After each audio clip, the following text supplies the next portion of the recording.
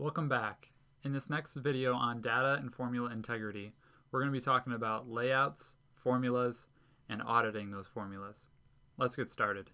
Here we have the same table as we were using in the last video, March travel expenses.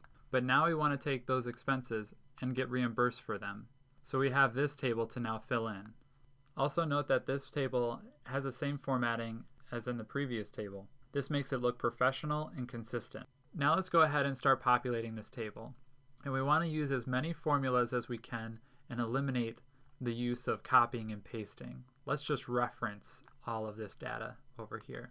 So let's start by referencing the first date, B8, clicking enter, then going back up to it and copying it. And I'm holding Control Shift and down arrow to get to the bottom. Now at this point, we can just hit Control V to paste, but it's going to put in these dark black lines because of the border that I have up on the top. So instead I'm going to hit Control Z, and to get around this you have to paste formulas. Right click, paste formulas. And since there's not like a real quick way to, or simple way to do paste special formulas without right clicking and going to it, I've actually set this to a shortcut key and programmed a real simple macro. We'll figure it out later, but I'll just show you what I'm talking about. I'm going to undo that by pressing Control Z. I'm going to select this range again, and I've set the macro shortcut key to Control Shift and F, and that will do the exact same thing as right clicking and going to paste special formulas. So now let's say that in this description column we want to put both Jack and the flight in it, but they're in two different cells over here, but we want to put it in one over here. So there's a function called concatenate, or we can just combine them together using the ampersand sign. Let's go ahead and use concatenate though. Concatenate Jack, comma, I'm going to put text in here, and then I'm going to put the flight. And don't worry right now about concatenate and how that all works. Just know that this is possible and that it speeds up the process and it makes your data consistent. You don't have to do any copying and pasting. You can combine two different cells together. So I'm going to copy this, drag it down, Control Shift F as my shortcut key, or you could have gone and paste special formulas. And then lastly, let's go ahead and put a reference to the amount over here. Copy, Control Shift all the way down, Control Shift arrow down, and Control Shift F to paste the formulas. And since this isn't formatted nicely, let's go ahead and format that, and it looks good. Okay, now we want to sum it. So you could type sum and then Control Shift up with your, and just arrow, use your arrow keys, and then close the parentheses and hit enter.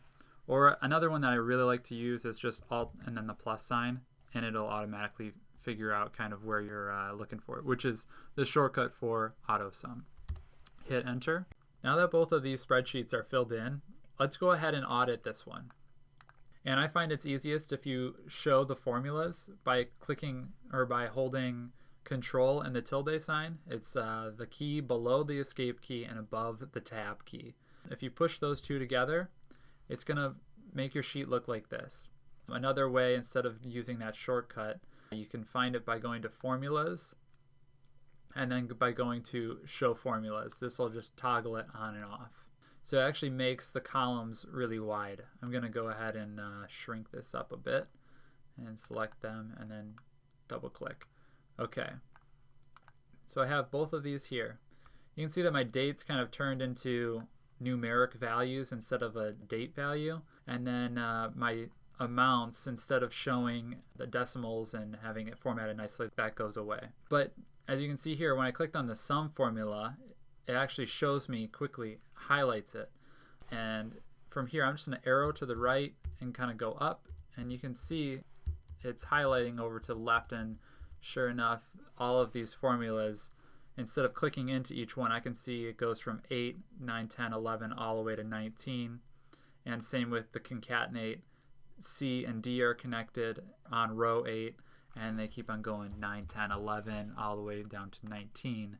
And you can simply just use your arrow key and kind of go up and down, go over, and just quickly verify somebody's sheet in the matter of a minute or two, versus hitting F2 or double clicking in and things like that.